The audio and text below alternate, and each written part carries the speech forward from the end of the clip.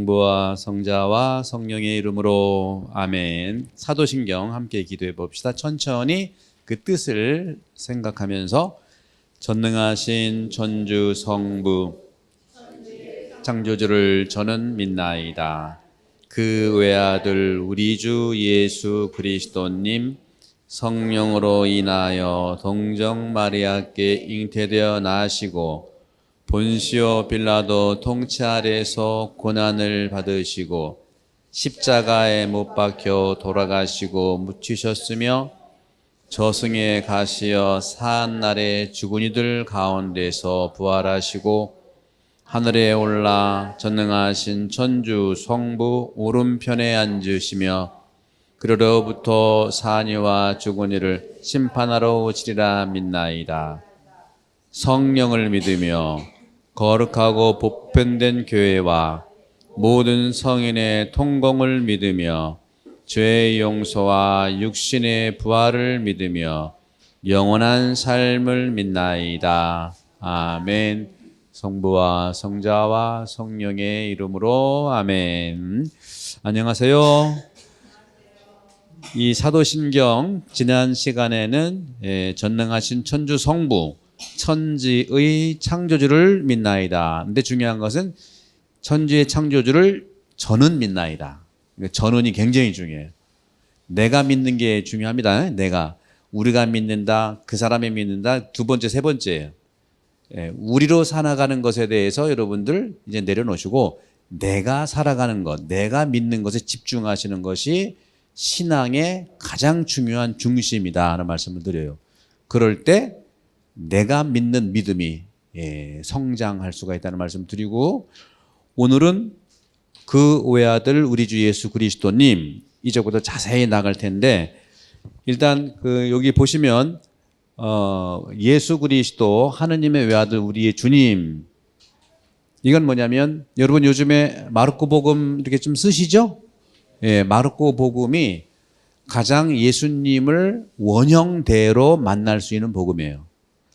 가장 복음서 중에 먼저 쓰여졌고, 마르코가 예수님에 대한 여러 가지 자료들을 원형 그대로 수집한 것이 마르코 복음입니다.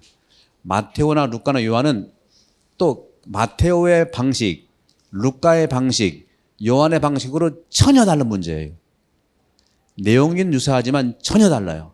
여러분들이 원형에 가까운 것은 마르코 복음이니까 여러분들이 한번 세밀하게 쓰시면서 언제 기회 되면 마르코만 간단하게라도 말씀을 드리도록 할게요.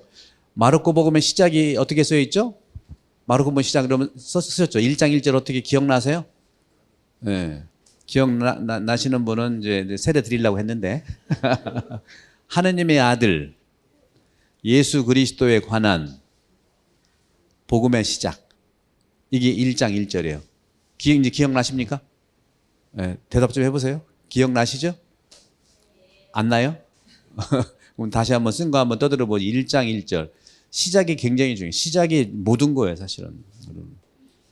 그러면 그 제목이 뭐냐? 하느님의 아들, 그분이 누구라는 거예요? 예수 그리스도. 바로 하느님의 아들이 바로 예수 그리스도인데, 그죠?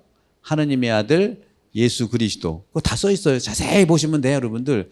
성경은요, 주석서를 보는 건 참고하는 거고, 성경 자체를 세밀하고 자세하게 내가 나를 바라보듯이 만나면 이해는 저절로 되게 되어 있어요. 그리고 결국은 그 이해가 된다는 것은 성령이 나를 이해하도록 도와주신다고 우리가 믿는 거죠. 하느님의 아들 예수 그리스도에 관한, 그렇죠? 그러니까 뭐예요? 예수 그리스도가 누구라는 거예요? 하느님의 아들이라는 거죠. 그렇잖아요. 그죠? 하느님의 아들 예수 그리스도. 그죠? 예수 그리스도가 누구 아들이에요? 하느님의 아들인데, 또 하느님의 아들이 바로 예수 그리스도인데, 그게 바로 복음이라는 거예요. 오케이? 그걸 시작하겠다. 끝. 이게 전부 다 마르코 복음은 이 1장 1절만 이해를 하면 그 키워드로 쭉 읽어나가면 돼. 마르코 복음은 가장 짧은 성경 복음이에요. 본래 말 많은 건 가짜야. 말 많잖아요. 뭘 자기 붙이는 게 많아. 원형에 가까운 것은 짧게 얘기하는. 그래서 말이 없는 사람들이 진실하다고 얘기할 수 있다고 한다면 오해가 되겠지만 말 많은 사람들은 능력은 있어. 그 원형에다가 막 다 붙여. 영화 1시간짜리 10시간 얘기하는 사람이 있어요. 그 뛰어난 능력자입니다. 그런데 본질이 뭔지를 모를 수 있어. 그죠? 마르코가 가장 젊을 때, 청년 마르코. 여러분들, 청년들이 말을 많이 해요. 어떻게 좀 말 많이 하지 않아요? 많이 하지 않죠. 청년들은 본 그대로 적어내는데, 청년의 마인드로 마르코 복음 읽으시기 바라고, 마르코 복음 보시면요, 1장부터 16장밖에 없어요. 마테오 복음, 루카 복음, 요한 복음 엄청 길어. 왜? 특히 요한 복음 같은 경우에는 기원 후 1세기 말, 100년경, 2세기 정도에 쓰여진 거고, 마르코 복음은 한 70년경, 60년은 70년경에 쓰여진가 30년 차이가 나잖아요. 30대, 그러니까 예수님께서 비슷한 그런 시기에서 마르코가 70 정도니까 그래도 자료들을 수집한 건 더 젊었을 때고 60년, 70년에 쓰여졌으니까 나이가 뭐 그렇게 젊은 마인드로 갈 수 있는데 1세기 정도에 쓰여진 요한복음은요 100살 정도에 혹시 쓰여진 것이 아니냐. 그러니까 얼마나 영적으로 깊어요. 또 그 얘기하면 본론으로 못 들어가니까 마르코 복음은 1장에서부터 모든 것이 다 해결하고 금방 2장, 3장으로 직접 넘어가는데 마르코 복음에 비해서 마테오 복음은 1장에 해당되는 것을 4장, 5장까지 끌고 나가요. 루카 복음도 4장, 5장까지 끌고 나가. 왜? 마테오에 해당되는 걸 자꾸 넣어야 되거든. 자꾸 넣어야 된다. 루카에 대한 건 자꾸 넣어야 돼. 이런 것들. 그래서 그런 점에서는 이 마르코 복음의 원형을 읽으시면서 요것을 이제 시작을 해보시면 되겠습니다. 여기 보시면 예수 그리스도 하느님의 외아들 우리의 주님이시다 하는 그런 제목으로 보시면 예수 그리스도는 누구신가? 예수 그리스도께서는요 하느님이신데 바로 우리를 위해 사람이 되신 아들이시다. 다음에 예수 그리스도가 본래 하느님이에요. 근데 예수 그리스도 하느님이라는 말은 복음서에 없어요. 그걸 요한복음에서는 말씀이 있었다. 태초에 말씀이 있었다. 그 말씀이 사람이 됐다고 요한복음 표현하는 겁니다. 마르코복음 이런 데는 그런 말은 없습니다. 이게 그래서 성경 전체를 큰 흐름을 가지고 봐야 된다는 말씀을 드려요. 한 부분만 가지고는 전체 이해할 수가 없는 거죠. 그래서 큰 흐름을 봐야 되는데 바로 예수님이 하느님의 아들이 하느님이시고 우리를 위해 사람이 되신 아들이시다 하는 표현. 그래서 예수님은 자기 자신을 사람의 아들이라고 표현해.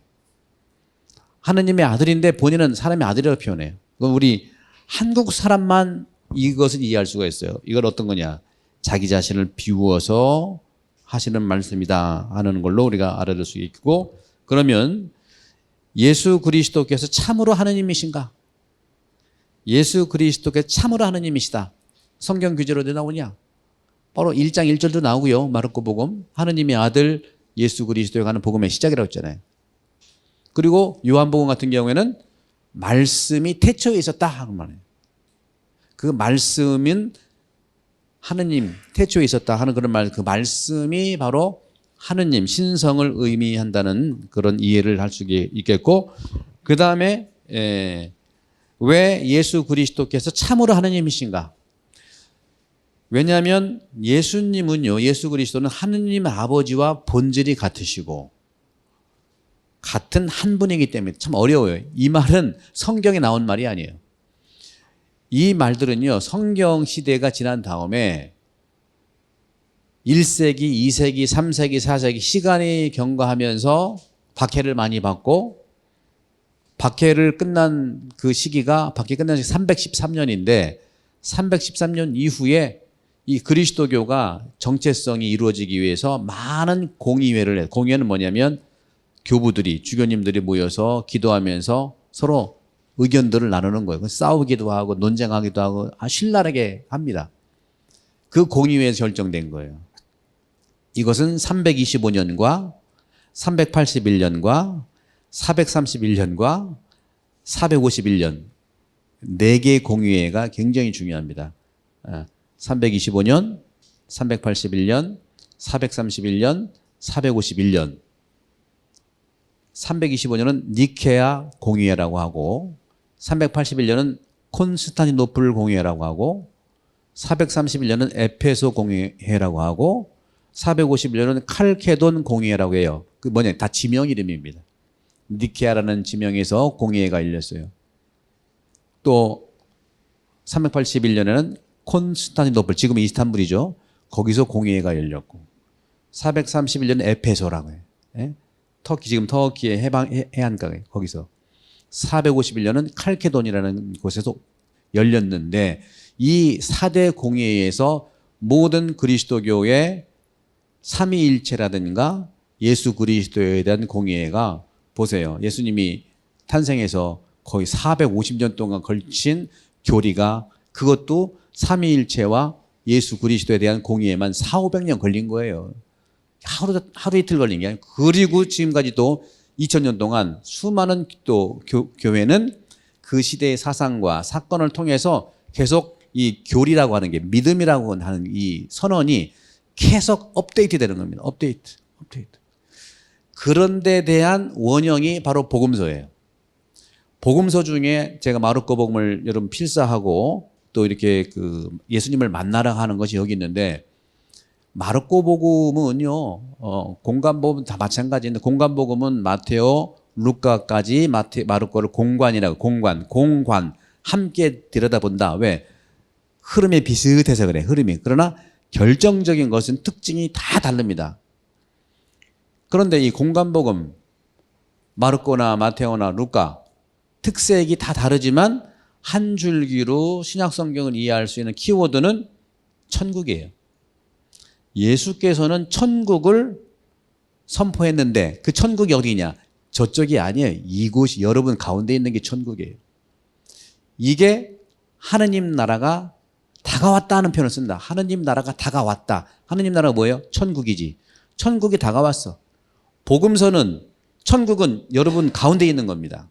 이게 이제 그리스도교가 발전하면서 그리스 문화랑 만나고 하면서 플라토니즘, 지난 시간에 제가 그 플라토니즘 얘기했죠.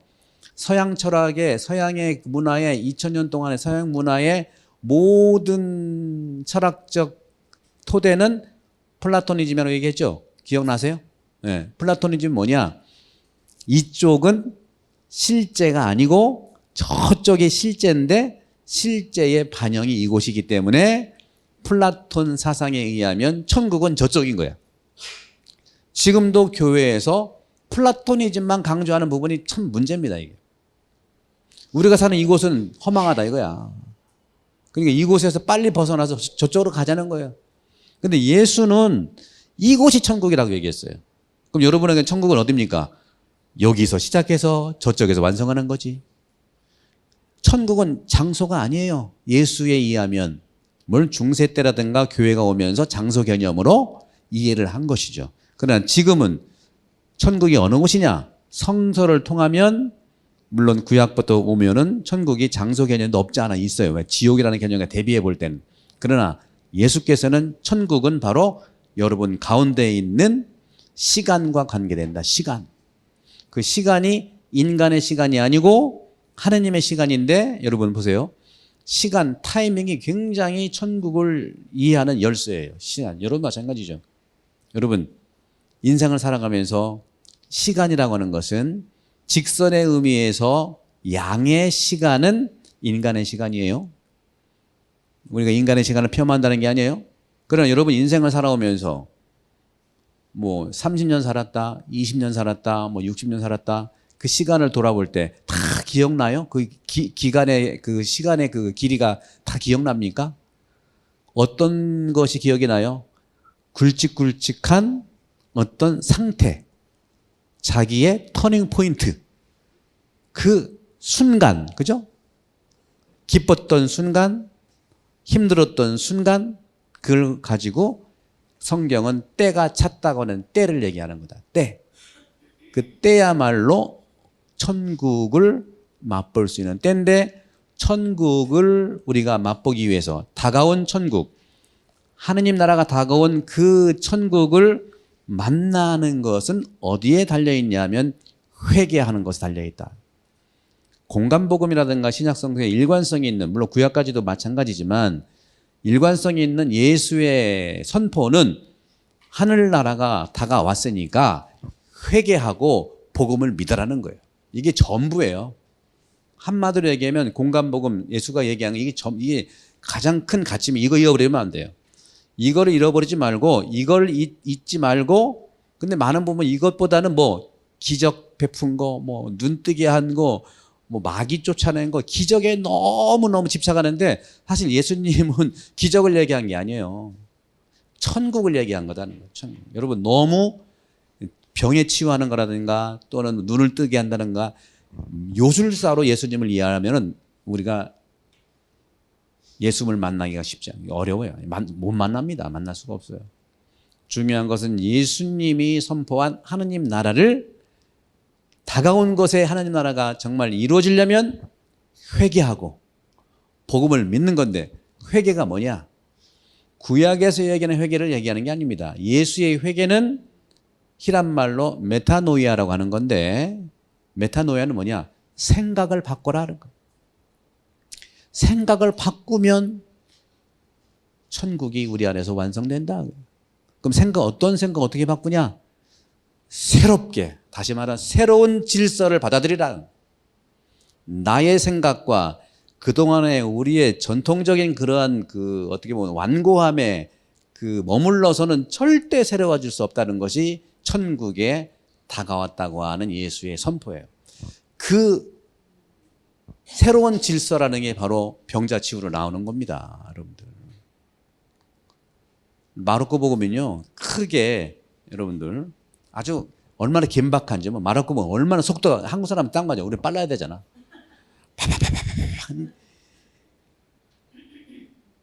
그 마르코 복음 초기에 첫 번째 기적이 뭐냐면, 마르코 복음 첫 번째 기적이 뭐예요? 여러분 기억나세요? 첫 번째 기적? 첫 번째 기적이 뭐냐? 마귀를 쫓아내는 기적이에요. 그죠? 마귀를 쫓아내는 기적. 마귀를 쫓아낸다는 건 뭐냐면은 엑소시즘입니다. 엑소시즘. 그죠? 구마를 하는 것도 여러분들 뭐냐? 구마를 한다는 것도 뭐냐면 이것은 정신병 치유예요. 그 다음에 나오는 게 뭡니까? 몸의 치유가 나와. 따라서 엑소시즘, 그 다음에는 힐링, 그 다음에 나오는 것은 내추럴 미라클. 엑소시즘, 힐링, 미라클. 이렇게 구조가 되어 있는 거예요. 이것이 드러내는 것이 뭐냐면 하느님 나라가 다가왔다는 건데, 그러면 마귀 들린 사람한테는 뭐 어떻게 하는 겁니까? 바로 정신을 새롭게 해주는 거예요. 새로운 질서로 살게 하라는 겁니다. 눈을 뜨게 해준 거라든가 또는 몸을 고쳐주는 거. 시몬 장모도 막 고쳐주잖아요. 그죠? 뭐냐? 몸이 새로운 질서로 가라는 거예요. 그럼 자연적 기적은 뭐냐? 자연적 기적. 이 세상이 새로운 질서 속에 가야 된다. 새롭게 하는, 사실 예수는 많은 역사에 나온 교주가 아니에요, 여러분. 교주 생각하지 마세요. 교주는 어떤 거죠? 저도 교주는 아니에요. 교주는 뭐예요? 일단 안 보여야 돼. 안 보이고 베일을 딱 쳐놓고서 조종해야지. 신비주의라고 하는 신비주의. 예? 신비주의. 여러분들 연예인들도 신비주의 작전, 언더그라운드 가수 이런 거 있잖아요, 그죠? 언더그라운드 가수는 돈이 없어서 그런 거고 있는 데에서는 신비주의, 얼굴 없는 가수 만들어가지고 호기심을 자극하는 거, 그런 것이 아닙니다. 교주는 전면에 등장하지 않고 이렇게 실천, 조정해서 전면. 예수님은 그런 의미의 교주가 아니고 예수님은 사랑 실천 운동가예요. 굳이 교우가 가도 되는데 자기가 가. 그렇잖아요. 그 성경 여러분 마르코 쓰는 야이로 회당장 딸 고치는 그 기적 보셨죠? 받쳐도 대답 안 하는 거죠, 여러분은. 그래야지 유리하니까. 회당장이라는 그 당시에는요, 대단히 아마 마르코 복음 중에 가장 영향력 있고 지위가 있는 사람은 회당장일 거예요, 회당장. 회당장 딸이 이제 그 병을 고쳐달라고 이제 가는 와중에 또 12년 동안, 13년 동안인가 하에라는 또 여인이 나타나가지고 또 이렇게 좀 옷자락 잡고 낳는 이게 얼마나 드라마틱합니까? 또 마귀를 쫓아내면서 막 네 이름이 뭐냐 하고 물어보니까 뭐라 그래? 군대요, 막 이런 군대. 예, 이건 여러 가지 표정들이 있어요. 여러 가지. 예. 군대라고 하는 표현도 있고 이런 건 드라마틱하다는 거죠, 이것이. 예. 그러니까 예수님께서 뭐래요? 군대 마귀가 뭐래? 나가라 그러잖아. 나가라. 예. 새로운 질서를 위해서. 마귀에 쌓여 있는 그 사람이 얼마나 힘들겠느냐. 그걸 새로운 질서로 해방해 주기, 쇄신하기 위해서, 새롭게 하기 위해서 하느님 나라가 이런 것이라고 하는 걸 보여주기 위해서 드러내는 것이라는 거죠. 그런 점에서는 이 예수의 참 인격을 만나기 위해서는 마르코 복음을 하나하나 쓰시면서 전체적 흐름을 좀 이렇게 보시면 좋아. 구조 같은 것도 보시고. 어떻게 여러분들 드라마가 재밌는 건 뭐예요? 요즘에 한국에서 무슨 뭐 드라마 뭐가 있다는데 무슨 불시착이라고. 아, 그래. 저는 한 번도 본 적이 없는데 거기에 누구 나와요? 아, 그렇구나. 우리나라 드라마가 재밌는 건 뭐예요? 아주 빠르잖아. 원조가 마르코 복음이야. 빨라. 팍팍팍. 그리고 야이로 회당장 딸 고치러 가다가 또 여자 이중 또 그 치유를 해주고 말이죠. 아마 13년 동안 하혈한 이 부인도요. 그 가산 다 탕진했다잖아. 의사를 다 찾아가 본 데 없어. 자기 병 때문에 의사를 찾아간 정도 되면 아주 살기가 아주 있는 집안 부인일 거라고 분명히.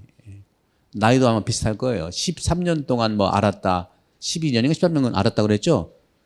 그러면 여러분 그 하혈이라고 하는 것은 뭐 부인과 계통의 그 병 같은데 그 초경을 언제부터 시작합니까? 요즘 뭐 빠르면 뭐 초등학교도 한다고 하지만 보통은 10대 중반쯤 하다가 13년 알았다니까 한 30살 정도 되지 않겠나? 그럼 예수랑 비슷한 나이예요. 그런데도 막 잡는 거야. 여러분 나이 비슷한 사람이 지나가는데 잡아봐. 별 소문 다 낼 거 아니야, 여러분들. 저도 그런 오해를 좀 당할 수도 있어요. 시모님은 이쁜 여자만 좋아한대. 아니, 그런 사람만 나한테 오니까 그렇지. 내가 갔나? 그걸 보는 사람들이 또, 그러니까 예수는 바로 그런 차원에서 물불 가리지 않고 어떻게 하면은 그 치유를 해줄까 하는 것들이 굉장히 중요하다는 거죠. 자세히 봐야 된다는 얘기죠. 그런 부분에서 여러분들이 예수님 보는데 이런 드라마틱한 예수의 인격을 만날 수 있는 것은 복음서에 나오지만 여기에서 만날 수 있는 것은 그 다음에 아까 말씀드렸죠.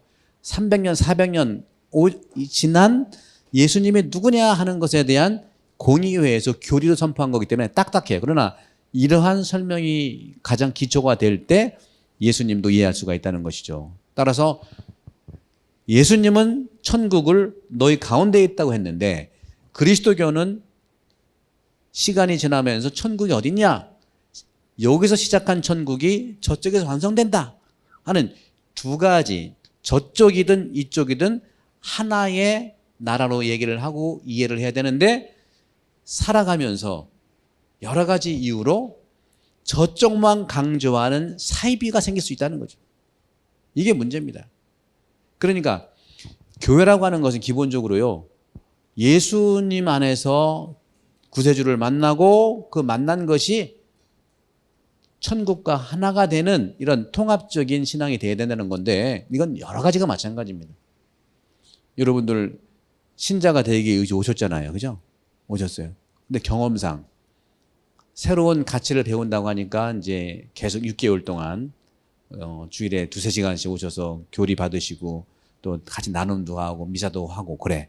그럼 여러분들이 이제 5월 17일 날 세례 받은다면은 이제 졸업식이다 생각하고 성당 안 나와. 그러면 그거는 반쪽짜리도 안 된다. 근데 지난번에도 그렇게 강조를 했는데 지금 많이 나오는지는 모르겠어요. 후속 교육을 하는데 한 90명 이렇게 하는 70명 세례했는데 한 20명 나와. 여러분 보기에 내가 불보듯 뻔해. 여기도 한 20명 나올 거야. 미리 판단하는 게 아니라 인간의 그런 속성이 그렇다는 거예요. 끊임없이 내가 믿고 내가 새로워지지 않으면 누구도 그렇게 할 수 없다는 걸 말씀드립니다. 왜 그러면 내가 믿는다는 표현을 했냐.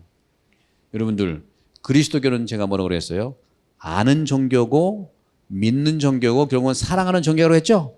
그러나 그리스도교의 가장 이 세계 중에 대표하는 종교의 가치를 얘기해봐라. 아는 것, 믿는 것, 사랑하는 것 중에서 그리스도교가 강조하는 종교의 가치의 중심은 어떤 걸까요? 아는 거예요? 믿는 거예요? 사랑하는 거예요? 어떤 걸까요? 세 개 중에 고르면 수 있잖아요. 세 개 중에 골라봐요. 어떤 걸까요? 땡. 믿는 겁니다. 물론 사랑한다는 게 틀리다는 게 아니에요. 믿음이 없으면 사랑도 할 수 없어요, 여러분들. 믿음이, 그러니까 구약은 믿음의 책이고 사랑은 신약의 책이다 그렇게 얘기했지만 저도 토대는 믿음이에요. 그리스도교의 종교는 믿음이라는 거죠. 예수의 기적도 마찬가지입니다. 정신병자, 구마 기적을 하든 엑소시즘을 하든 힐링을 하든 뭐요? 자연 치유를 하든 네 믿음이 너를 살렸다고 하는 거예요. 분명히 여러분 기억하세요. 여러분 믿음이 여러분을 살립니다. 제가 신통한 신부라면 나를 믿으세요. 내가 다 해결해 줍니다. 안수해 주고 나섰죠? 헌금 좀 내실래요? 뭐 이렇게 할 수 있어요. 예수님이 그렇게 해본 적이 없어. 이것이 그리스도의 가장 핵심의 믿음 종교라는 믿음이 뭐예요? 내가 치유해 줄게요. 자, 기도합시다. 할렐루야, 할렐루야. 아, 저 나섰네요. 아, 아민 사라졌습니다. 사라졌습니다. 사라졌습니다. 다음에 더 많이 와. 왜? 신부님이 심통하대. 또 어떤 신부님 산모를 위해서 기도해서 거꾸로 들어선 아이가 바로 섰어. 이야, 기적이다. 뭐 그럴 수 있는데 그렇게 되는 건 여러분이 믿었기 때문에 가능한 거지. 여러분은 전혀 안 믿고 내가 신통력 발휘되는 거야. 그건 아니라는 거죠. 뭐든지 하느님이 우리를 은총을 주든 하느님께서 우리에게 기적을 베풀든 여러분이 믿음이 있냐 없냐 이것이 핵심적인 거 예수의 믿음에 대한 가치예요. 네 믿음이 어떻게 했다고요? 너를 살렸다. 근데 우리는 어떤 경우에 우리 교우들이 너무 겸손해서 그런지 저는 믿음이 없어요를 자신 있게 얘기해. 그럼 속으로는 너무 안타까운 거지. 여러분 그런 소리 하지 마시고 여러분 믿음이 여러분을 살린다는 사실이 마르코 복음에서 얘기하는 것이고 예수님이 얘기하는 가장 믿음의 토대라는 거. 여기 이제 반하시는 분들 이제 또 나눔도 하시고 하는데 믿음이 없어요는 할 수 있어요. 얼마 안 됐으니까 그죠?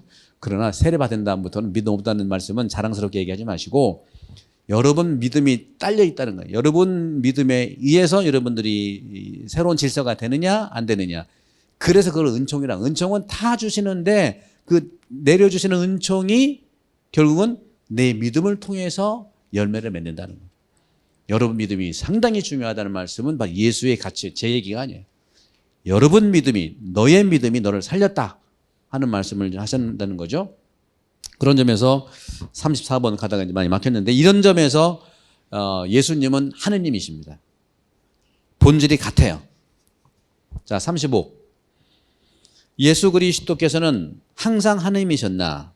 그는 항상 하느님이셨어요. 말씀이라고 하는 것도 그렇죠. 그렇죠? 모든 영원성으로부터 아버지의 출생이셨다. 36. 복된 삼위일체의 어떤 위격이 예수 그리스도인가?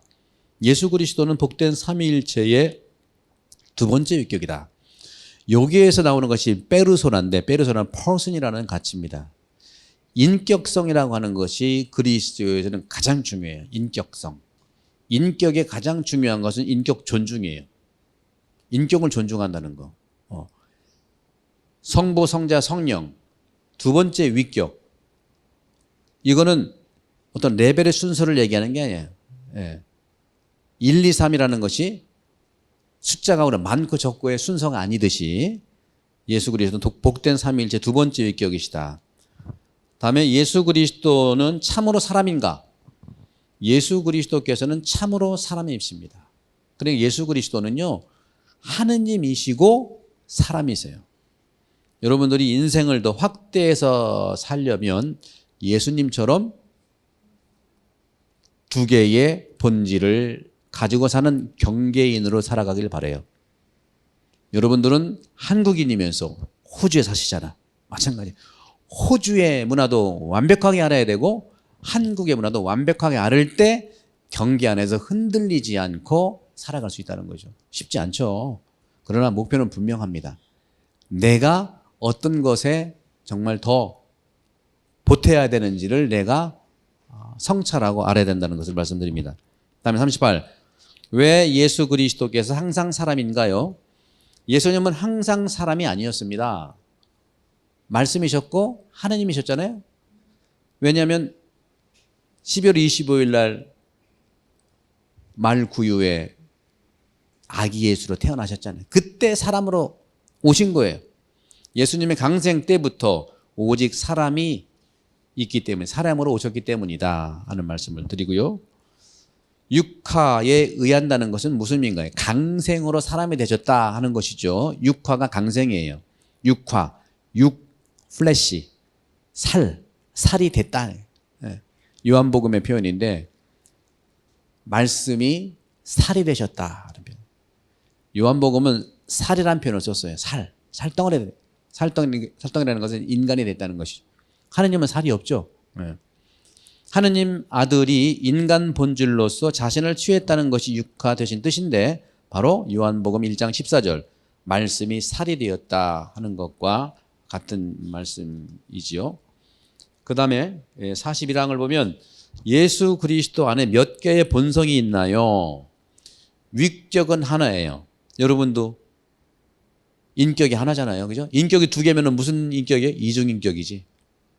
그죠? 본성이 예수님은 두 개. 하느님이고 사람이지 위격은 딱 하나다. 여러분도 우리는 인간은 본성도 하나고 위격도 하나인데 예수님만 본성이 두 개고 위격은 하나예요. 우리도 역시 마찬가지입니다. 본성을 놓고 본다면 우리 영혼도 있고 육체도 있죠. 그죠? 우리도 두 개 이중성의 인간이 있는 거예요. 오늘이 이제 성가정 대축일인데 본래 인간은 신화에 의한 본래 인간은 하나의 몸이었다는 하나였는데 잘못을 해가지고 둘로 갈라져가지고 우리를 하나로 만나기 위해서 그렇게 끌린다고 하는 말을 하더라고요. 그 본래는 인간이 양성을 가지고 있다. 우리 의학적으로도 여성 호르몬, 남성 호르몬 같이 있잖아요.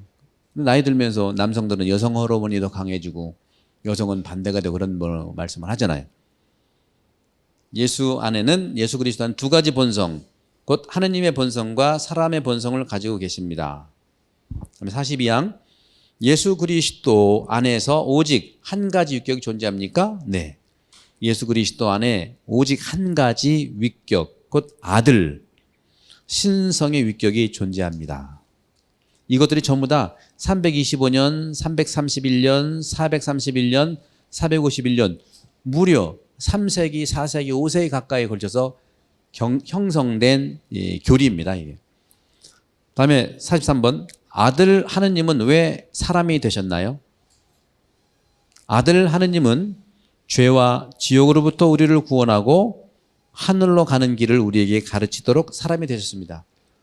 오늘 그 사도신경 기도할 때 우리가 기도했죠. 거기 보게 되면 저승에 가시어라는 표현을 씁니다. 그죠? 십자가에 못 박혀 돌아가시고 묻히셨으며 저승에 가시어 사흔 날에 죽은 이들 가운데 부활하시고 해서 같은 거예요. 하느님이 사람이 되신 이유는 죄와 지옥에 있는 우리 인간을 구원하고 하늘로 가는 길을 우리에게 가르치도록 사람이 되셨다. 근데 성경은 이런 말이 없어요. 성경을 아무리 찾아보세요. 고린도전서 이런 말이 없어요. 왜? 이거는 뭐예요? 플라토니즘에 의해서 저쪽으로 간다는 거지. 그죠? 예수의 공간 복음에서는 여러분 가운데 하늘나라가 왔다는 겁니다. 여러분 이 가운데에서 하늘나라를 체험하시는 순간이 중요하다는 거죠. 여러분 인간의 시간은 크로노스라고 하는 거고 하느님의 시간은 카이로스가 합니다. 크로노스와 카이로스 이란 말인데 차이가 뭐냐? 인간의 시간은 신문에 나오는 것처럼 양의 시간을 얘기해요. 여러분들 이 양의 시간은 되게 안 가. 지겨워. 언제 여러분 시간이 제일 안 가요? 교리할 때 시간 제일 안 가나? 언제 시간이 안 가? 여러분 하루 중에 혹시 언제 시간이 안 가요? 잠 안 올 때. 예. 근데 언제 시간이 더 잘 가? 재밌는 드라마 볼 때. 예. 그 드라마가 바로 마르코 복음이라는 것이. 예. 드라마를 보시라. 드라마가 좀. 여러분 그 시간이 빨리 가는 것이 카이로스고요. 시간이 안 가는 게 크로노스야. 그렇게 이해하시면 돼. 카이로스는 순간이고 크로노스는 시간, 양에 대한 거다. 술 먹을 때는 카이로스고 술 깰 때는 크로노스야. 술 잘 안 깨잖아. 그죠? 오래 가잖아요. 술 깰 때는. 그죠? 술 먹는 시간은 후딱 지나가죠. 그죠? 예를 든 겁니다. 여러분들. 그래서 그런 부분 44항을 보게 되면 예수님이 거룩한 이름을 가지셨다는 것이 무슨 뜻인가요? 예수님의 거룩한 이름은 구세주를 뜻합니다. 마태오복음 1장 21절. 예수님의 거룩한 이름은 구세주를 뜻합니다. 45항. 그리스도는 어떤 뜻을 지닌 이름인가요? 그리스도라는 이름의 뜻이 뭐냐? 크리스투스, 라틴 말로. 히란 말로 크리스토스. 라틴 말은 크리스토투스고 히란 말은 크리스토스인데 우리는 그리스도라고 하죠. 영어는 크라이스트라고 하고. 그리스도라는 이 이름의 의미는 기름 부음을 받았다. 기름 부음. 구약에 보면은 성별하는 거죠. 예언자가 되든 사자가 되든 저도 이제 신품 받을 때 기름을 이렇게 부어요. 기름을 받. 여러분도 세례 받을 때 기름을 바를 거라. 바로 그런 의미가 메시아, 그리스도라는 뜻이다. 메시아나 그리스도 같은 뜻이에요. 메시아는 히란 말이고요. 그리스토스는 히브리 말이에요. 그러니까 이게 히란 말이고 그리스도는 히란 말이고 메시아, 마시아라는 것은 히브리 말인데 다 어원에서 나오는 것이죠. 다음에 46항 보면 예수 그리스도께서는 어디에 계시나요? 하느님이신 예수 그리스도는 어디에나 계시다. 하느님이 사람을 만드셨듯이 바로 예수님도 하늘에 계시고 제단에 축성된 성사 안에 현존하십니다. 그런데 우리가 예수님께서의 천국은 여러분 가운데 있다고 그랬고 우리 그리스도교가 300년, 400년, 500년 가면서 플라토니즘이라고 하는 이 철학의 토대와 만나면서 이데아, 저쪽 초월적인 그 부분에 하느님 나라가 있다고 하는 것은 또 이데아론만 아닙니다. 플라토니즘만은 아니에요. 구약이라는 신약을 통해서 보면 하늘나라라는 표현을 써요. 하늘. 마테오복음은 하느님 나라라는 말을 안 씁니다. 마르코 복음은 하느님 나라라고 써. 하느님이라는 표현을 써. 근데 마테오는 하느님이라는 말을 못 써. 왜? 마테오는 구약에서 개종한 그리스도인들의 공동체이기 때문에 구약에서는 하느님 이름을 부를 수 없었어요. 우리 한국 사람하고 비슷해. 아버지를 함부로 못 부르잖아요. 그죠? 그런 것처럼. 그래서 하늘나라라고 표현을 썼는데 바로 그런 의미에서 하늘에 계신 우리 아버지. 그래서 이 꼭 천국이라는 것이 하느님께서 예수님께서 너희 가운데 있다고 하지만 이곳에서만이 아니라 이곳에서 만난 천국이 저쪽에서 완성된다. 이렇게 총괄적으로 이해를 해야 된다. 분리하는 것은 굉장히 우리가 오해의 요소가 굉장히 많아요. 사람은 분리하면요 이별하려고 그래. 예, 구별되는 건데 분리하려고 한단 말이죠. 차이가 있는 건 차별하면 안 돼요. 그런 부분에서. 그다음에 신경의 세 번째 주제란 무엇일까? 지금까지 이제 예수님에 대한 걸 했어요. 예수님에 대한 것은 이것을 이제 정리를 한 거고 마르코 복음 읽으시면서 예수님의 인격을 좀 만났으면 좋겠어요. 우리 사도신경에서 이제 세 번째 주제라고 하는 것은 아까 말씀드린 대로 이제 지금까지는 그 외아들 우리 주 예수 그리스도님 한 거고 밑줄 부분에 고개를 깊이 숙인다 하는 표현이 있는데 성령 때문에 그랬죠. 성령으로 인하여 동정 마리아에게 잉태되어 나시고 라는 말을 씁니다. 성령에 의해서 잉태되고 동정 마리아에게 태어난 것이다. 이게 이제 세 번째 주제인데 첫 번째 주제는 하나님이었죠. 두 번째 주제는 예수님이었어요. 세 번째 주제는 이제는 마리아, 성령에 대한 거라는 것이죠. 세 번째 주제가 뜻하는 건 뭐냐? 48항에 보면 세 번째 주제가 뜻하는 것은 하느님의 아들이 성령의 힘에 의해 복된 마리아의 태 안에서 우리들과 같은 몸과 영혼을 취했다는 거예요. 성탄절 때 저도 강론을 그렇게 말씀드렸어요. 예수님은 육적 혈통으로는 다윗 왕가로 인해서 요셉이라고 하는 양아버지의 하나의 육적 혈통이 있고 또 하나는 성령으로 인해서 마리아를 통한 영적 혈통이 있는 거예요. 육적 혈통의 인성과 영적 혈통의 신성이 이 두 가지의 신성과 인성이 예수님이라고 하는 한 위격, 인격 안에서 온전한 존재가 된 겁니다. 우리도 마찬가지예요. 우리도 여러분 육적 혈통으로는 어떤 거예요? 여러분 성이 있죠. 김씨 가문, 박씨 가문 이렇게 나왔죠. 이게 육적 혈통이에요. 육적 혈통인데 여러분들이 세례를 받음으로써 기름을 바르고 성령께서 축성을 해주시면서 성령 세례를 받죠. 그때 여러분들이 영적 혈통의 자녀로 태어나는 거예요. 똑같은 거예요. 여러분도 역시 육적 혈통과 영적 혈통의 한 존재로 온전하게 태어나는 것이 세례성사입니다. 그래서 저는 입학식이라고 얘기합니다. 그러니까 입학식 한 다음에 잘 나오셔야 돼요. 그죠? 다시 간곡히 부탁드려요. 여러분 믿음을 여러분 살리기 위해서요. 누가 살아주는 게 아니죠. 그죠? 그래서 나오라고 초대할 때 나오는 게 아주 좋을 거예요. 체크해서 나오게 할 거냐, 스스로 나오게 할 거냐. 근데 분명한 것은요, 그리스도교가 정말 이 세상에서 정말 교회다워지려면 여러분 너무 육적 혈통 따지지 않기를 바라요. 예수님이 정말 하나님의 아들이라는 건 여기에 가치가 있지 않냐. 인간의 가치가 나쁘다는 게 아닙니다. 우리는 너무 육적 혈통으로 똘똘 뭉치는 경향이 있기 때문에 한국교회 어려움이 거기에 있어요. 영적 혈통은 전혀 어떤 의미에서 노력이라는 것이 많이 보이지가 못할 수 있는 건 이해는 하지만 그렇게 가야 돼요. 육적 혈통은 내가 노력 안 해도 저절로 나타날 수 있는데 영적 혈통은 내가 얼마나 노력하느냐에 따라 달려있다. 이것을 100년, 150년 전에 프로이드가 얘기한 것 같아요. 육적 혈통이라고 하는 것은 제가 볼 때는 이드예요. 이드. 프로이드가 인간을 이해할 때 이드, 에고, 슈퍼에고로 얘기했잖아요. 이거는 내가 볼 때는 프로이드의 통찰이 아니고 이미 바오로의 통찰입니다. 바오로 사도를 쭉 읽어보면 인간에 대한 이런 삼중 구조의 언어로 이해를 했어요. 바오로 사도는요, 인간이 누구냐? 인간이라고 하는 것은 육이 있고 그 다음에 있는 것이 정신 또는 마음이 있고 그 다음에 있는 것이 영이 있다. 영, 성령. 우리 인간은 영과 생각과 마음과 몸으로 인한 삼중 구조로 얘기했어요. 영, 마음과 생각, 몸. 마음과 생각은 이게 프로이드가 얘기하는 에고예요. 에고. 마음과 생각이 얼마나 건강하고 균형이 잡혔느냐에 따라서 완전한 인간이 될 수 있습니다. 여러분. 이게 없으면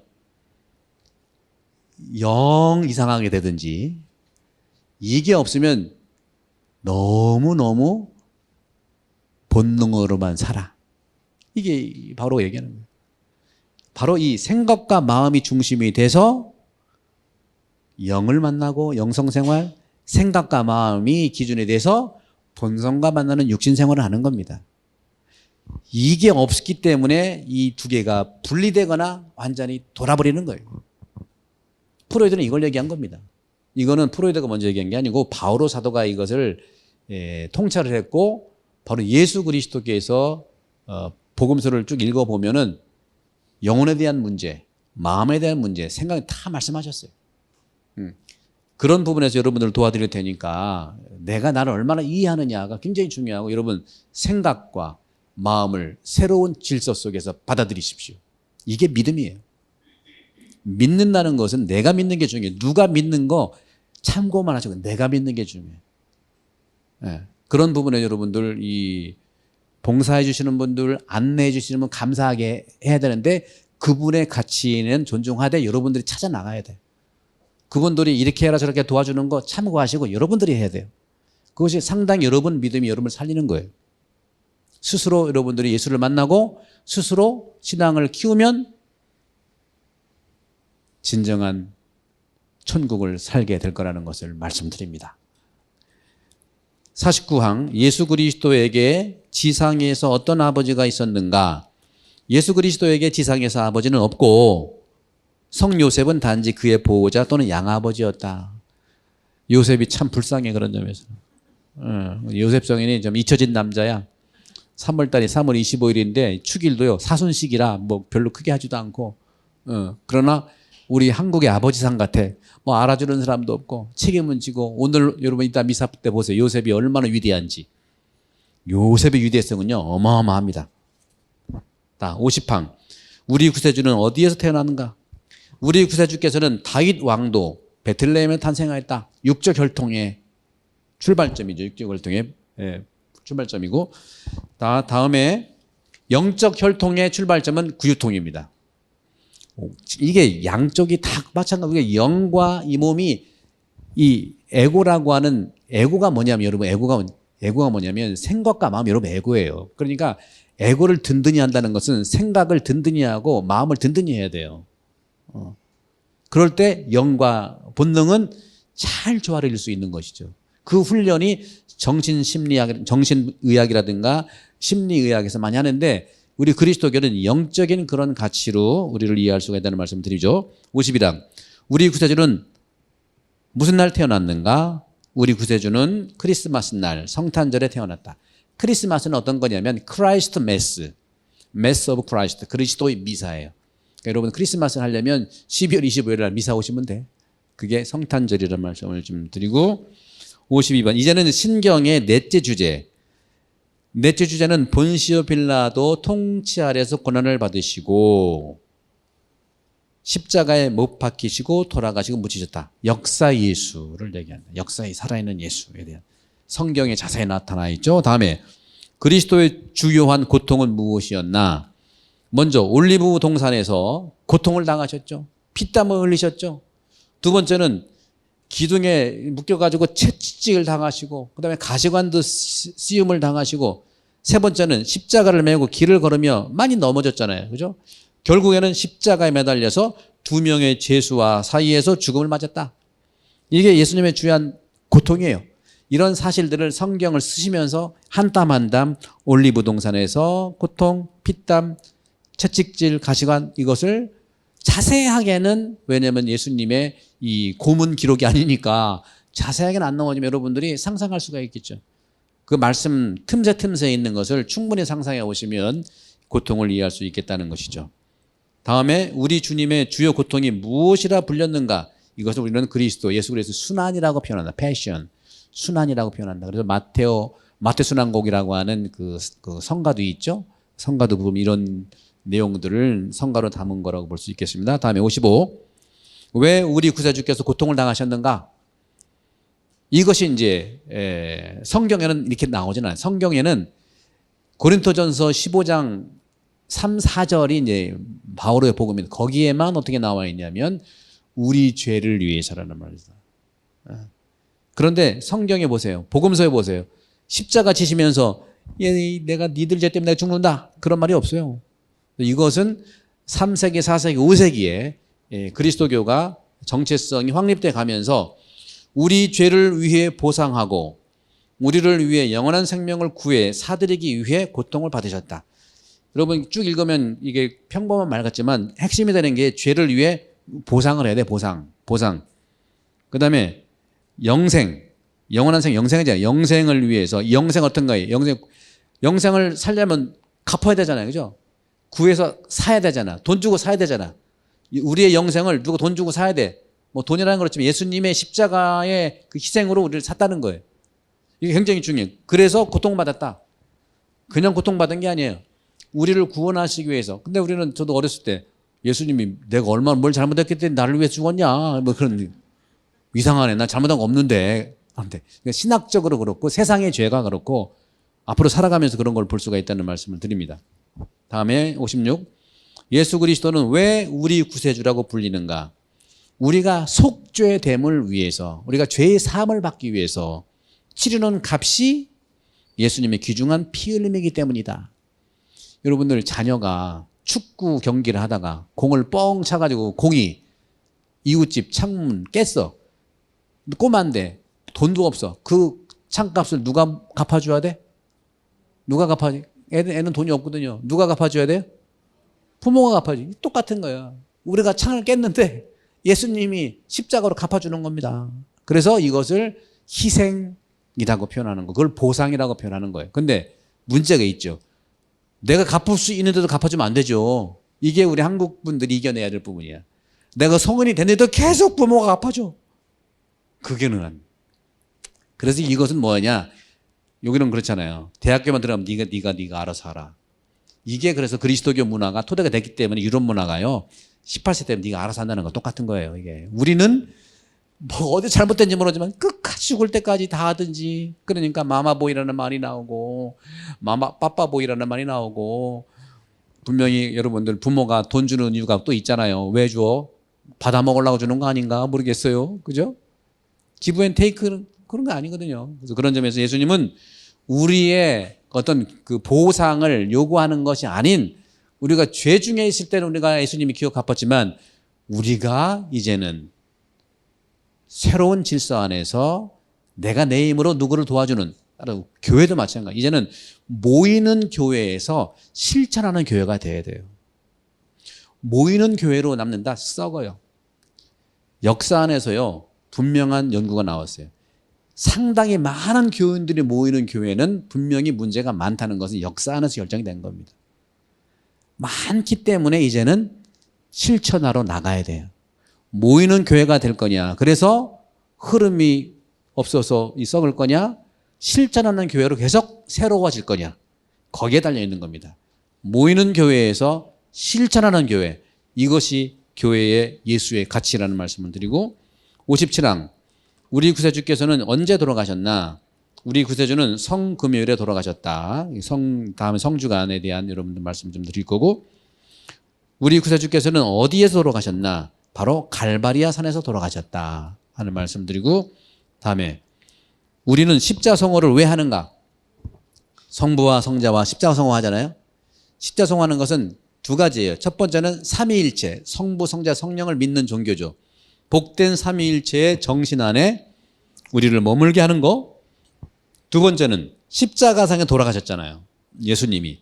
하느님의 아들께서 우리를 위해 십자가에서 돌아가신 것을 우리가 떠올리게 하려고 십자성호를 하는 겁니다. 여러분들, 십자성호만 제대로 그어도 그리스도교 신앙을 고백하는 거예요. 식사할 때라든가. 식사할 때는 하는데 마칠 때는 잘 안 하더라고. 배부르다 이거죠. 그죠? 자, 60항을 보면 십자성호를 그으면서 어떻게 우리에게 복되신 삼위일체를 상기시키는가? 말씀이에요. 그리스도교는 말씀입니다. 근데 말씀은요, 말뿐이 아니에요. 말씀은 정보와 실천까지예요. 말뿐인 것은 반쪽이에요. 말이 없고 행동뿐인 건 반쪽이에요. 말씀과 그 말씀으로 인한 실천, 이게 바로 말씀인 거예요. 말씀. 그래서 성부와 성자와 성령의 이름으로 하는 것도 말씀이라는 말씀을 드리고, 십자성호를 그으면서 그리스도께서 우리를 위해 십자가 위에서 돌아가셨다고 어떻게 알려주나? 우리가 우리 스스로 긋는 이 십자의 형태에 의해서 잘 알려준다. 십자가 다 알잖아요. 하느님과 내가 만나고 이웃과 이웃이 내가 만난다. 하느님과 내가 만나고 이웃과 이웃이 내가 만난다. 그게 크로스. 정신과 몸이 만나고, 그러죠? 균형을 잡게 한다. 왼쪽 오른쪽 만난다. 균형을 얘기하는 거고, 십자가의 구체적인 희생을 얘기한다고 하시. 십자가 그으면서 남 욕할 수 있겠어요? 그죠? 여러분들, 위기가 닥치고 불편하고 미운 사람이 오면 십자가 손을 가만히 그세요. 그럼 그 사람이 저 사람 왜 그럴까 할 거란 말이에요. 힘을 달라는 거예요. 힘을 달라는 거예요. 자, 62번 신경의 다섯 번째 주제는 뭘까요? 다섯 번째 주제는 여기 나와 있는 것처럼 예수님께서 저승에 내려가시어 죽은 이들 가운데 사흘 만에 다시 살아나셨다. 여기서도 우리가 십자가에 한 다음에 저승에 가셔 사흘날에 죽은 이들 가운데 부활하시고 하는 것인데, 63번을 보면은 예수께서 저승에 내려가셨다는 말씀 무엇을 의미하나? 그리스도께서 돌아가신 후 그분의 복된 영혼은 림보, 그건 저승이나 죽은 이들의 거처라고 하는데, 림보라고 하는 불리는 저승 안으로 내려가셨다. 이 옛날에는 우리는 이제 고성소라고 얘기를 했고요. 이게 이제 바뀌면 저승이라고 했는데, 무슨 저승사자가 아니고 본래 저승은 죽은 이들의 거처예요. 다음 64. 저승, 림보란 무엇을 뜻합니까? 휴식처예요. 그리스도께서 붙잡히시고 돌아가시기 전에, 그러니까 예수님이 돌아가시면 우리가 구원됐잖아요. 근데 예수님이 돌아가기 전에는 누가 구원할 수 있어? 없으니까 그 사람 다 림보에 있었다는 얘기예요. 이해하시죠? 예. 네. 바로 저승이라고 하는 것은 예수님이 돌아가셔서 십자가에서 부활하셨을 때 우리를 구원한, 우리는 이미 구원받은 사람이에요. 우리가. 여러분들 성당에 왜 나오세요? 그러면 구원 받으려고. No. 이미 구원 받았어요, 여러분들. 이게 개신교하고 천주교의 차이예요. 우리는 맨날 구원 받으러 오는데 그 사람은 구원 받았대. 여러분, 예수님이 십자가에 돌아가 우리 구원 이미 다 받았어요. 그러나 완성을 향해서 가는 것이지. 진행형이 있는 거예요. 진행형. 어떻게 내가 살아가느냐에 따라서 완성되는 겁니다. 구원은 받은 거고 그 구원받은 것에 대한 진행형으로서 완성을 향해 나가는 것이죠. 그러나 저성이라고 하는 것은 그리스도가 돌아가셔도 구원하시기 이전에 구약의 사람들이 있던 영혼들의 공간. 65. 왜 영혼들이 림보 저성 안에 붙들려 있나요? 그들은 그리스도께서 그것을 위해 그것을 열기 전까지 하늘나라에 가지 못할 수 있기 때문이다. 예수님이 이전의 분들이기 때문에 그렇습니다. 다음 66. 사흘 만에 죽은 자들로부터 부활한다는 말씀은 어떤 뜻인가? 그리스도께서 돌아가신 다음 사흘 중 일부의 무덤에 묻히셨습니다. 그 후 사흘 만에 다시 생명으로 복된 몸이 부활하였다. 3일이라는 것이 굉장히 중요한 성경에서 숫자예요. 3일 완전 숫자이기도 하고 또 구원의 숫자라고 말씀을 드릴 수 있습니다. 67. 무슨 날 그리스도께서 사흘 만에 부활하셨나? 바로 그리스도께서 부활 대축일 주일에 죽음에서 다시 일어나셨다. 그래서 부활 대축일이 굉장히 중요한 신앙의 중심이 되는 날입니다. 그다음에 신경의 6번째는 어떤 주제인가? 바로 거기 하늘에 올라 전능하신 천주성 오른편에 앉으시며 라는 것인데 이게 6번째 주제인데 전능하신 하느님은 아버지의 오른편에 이제 올라갔다 앉으셨다 하는 건데 그러면 69항 그리스도께서 하늘로 오르셨다는 말씀이 어떤 것을 의미하는가? 구세주께서 승천날에 하늘로 몸과 영혼이 올라갔다. 그날은 예수께서 부활하신 후 40일째 되는 이게 승천 대축일이라고 해요.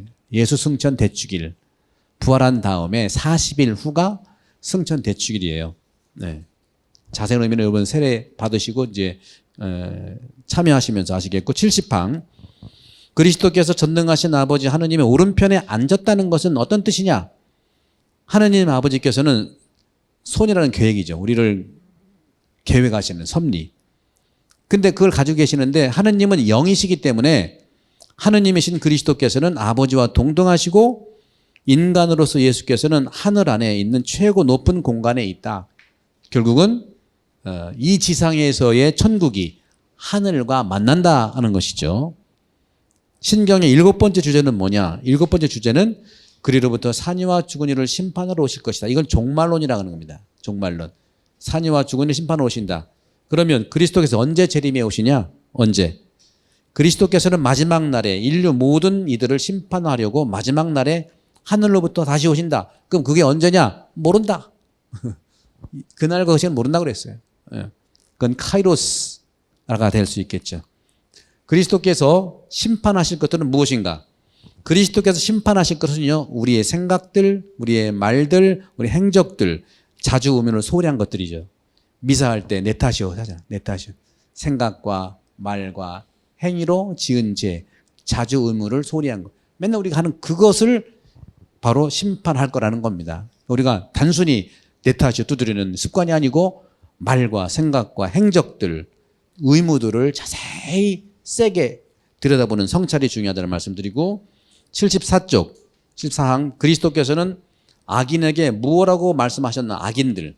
마태복음 25장 41절에 나오죠. 그때 임금은 왼쪽에 있는 자들에게도 이렇게 말할 것이다. 저주받은 자들아 나에게서 떠나 악마와 그 부하들을 위하여 준비된 영원한 불 속으로 들어가라. 바로 이게 악인들에게 한다는 얘기고요. 그러면 반대로 의인들에게는 뭐라고 하셨냐? 그때 임금이 자기 오른쪽에 있는 사람들에게 이렇게 말할 것이다. 내 아버지께 복을 받은 이들아 와서 세상 창조 때부터 너희를 위하여 준비한 나라를 차지하여라. 의인들에게 얘기해. 그런 마지막으로 모든 이들이 마지막 날 때처럼 죽은 다음 심판을 받나요? 사람은 한 번 죽게 마련이고 그 뒤에 심판이 이어진다. 바오로의 이런 그 고백들이죠. 그러면 신경의 8번째 주제는 뭐냐? I believe in Holy Spirit. 나는 성령을 믿는다 하는 것이 7번째 주제이고 성령 그러면 누구이신가? 성령은 복된 삼위일체 세 번째 유격이시다. 또 내용은 지난번에 말씀을 좀 다 강의 들었을 겁니다. 다음에 79. 성령은 누구한테서 발출이 되나요? 예수님이 태어났다는 거, 그 다음에 성령은 발출됐다는 게 중요한 거죠. 창조된 게 아닙니다. 이건 뭐냐? 창조된 게 아니라는 걸 표현하기 위해서요.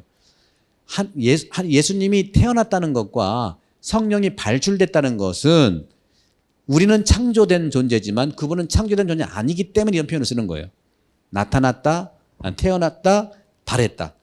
성령께서는 성부와 성자에게서 발하시고 성부와 성자와 더불어 영광과 음성을 받으시며 예언자를 통하여 말씀하셨다. 성령께서는 성부와 성자와 동등하신가요? 그렇습니다. 왜냐하면 성령은 주님이시고 성부와 성자처럼 하느님이시기 때문입니다. 성령께서 언제 사도들 위에 내려오셨나요? 사도행전 2장 3절이에요. 성령께서 불혀와 같은 모양으로 성령 강림 때 사도들 위에 내려오셨습니다. 불혀가 중요한데 불은 성령이고 혀는 말씀이에요. 여러분들 오해하지 마시고 성령과 말씀을 분리시키지 마세요. 늘 인간이 분리시켜요. 성경 공부하는 사람은 성령 별로고 성령 하는 사람은 말씀 별로야. 하나만 축진해. 그럴 때 오해가 되는 거예요. 불혀, 성령과 말씀 함께만. 왜? 내 혀와 내 생각 다 함께 있는데 왜 그것만 따로 이렇게 있느냐 하는 거죠. 그런 부분들을 우리가 좀 보시고, 다음에 왜 성령께서 사도들 위로 내려오셨나요? 교회를 세우려고, 그들을 거룩하게 하고 그들의 신앙을 든든하게 하시려고 사도들 위에 내려오셨다는 말씀입니다. 자, 이 부분은 지난번 했어요. 가톨릭 교회는 무엇인가요? 하나의 머리 위에 머리 아래 믿는 일의 일치를 얘기했고, 그 다음에 가톨릭 교회의 머리는 누구죠? 예수 그리스도이시고, 통공도 얘기했어요. 예. 하늘과 땅이 나온, 하늘과 지상과 연옥의 교회 구성원들이 서로 함께 친교를 이루기 위해, 친교는 뭐예요? 일치고 서로 책임을 주고받는 의미지 사교가 아니에요. 근데 대부분 사교적인 측면이 많아. 모이는 교회가 그럴 때는, 남을 때는 그런 측면이 있는데, 이제 실천하는 교회 갈 때는 친교가 이루어진다. 중요한 것은 여기 나와 있죠. 일치고 책임이지 단지 먹고 마시는 사교가 아니다. 그런 말씀을 좀 드리고 싶다는 말씀을 드립니다. 이 정도로 마치고 여러분 좋은 시간이 되기를 바라면서 마침 기도 영광성으로 드리겠습니다. 성부와 성자와 성령의 이름으로 아멘. 영광이 성부와 성자와 성령께, 성부와 성자와 성령의 이름으로 아멘. 수고하셨습니다.